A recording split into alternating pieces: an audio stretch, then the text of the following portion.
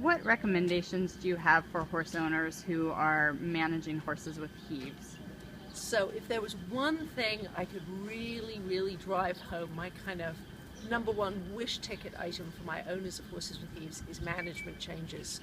So one of the really interesting things about heaves is it's a disease that is triggered by inhaled particles in the air. And sometimes when I'm talking to owners about how to manage their heavy horses, I tell them a little bit about a study that was done many years ago looking at horses with heaves. And as this researcher was collecting really severe heaves cases in order to study an aspect of the disease, she turned them all out in a big green pasture, just trees, natural shelter.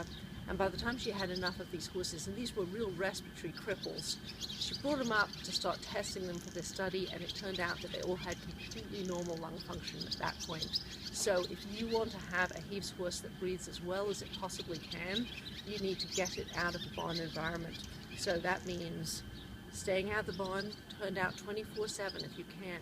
Even on cold nights, even on snowy nights, your horse will be happier outside.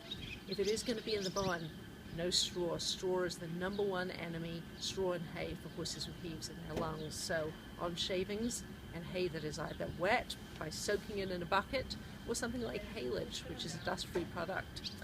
The horses shouldn't be in the barn when the stalls are being mucked out, and for about 2 hours afterwards, that's when there's the highest load of respirable particles in the barn.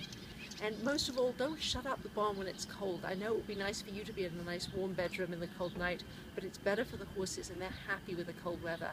Leave the barn doors wide open, all of the windows open in the barn stalls, break the ice on the water buckets in the morning. Your horses are perfectly happy in the cold, and their lungs will be a lot healthier for it.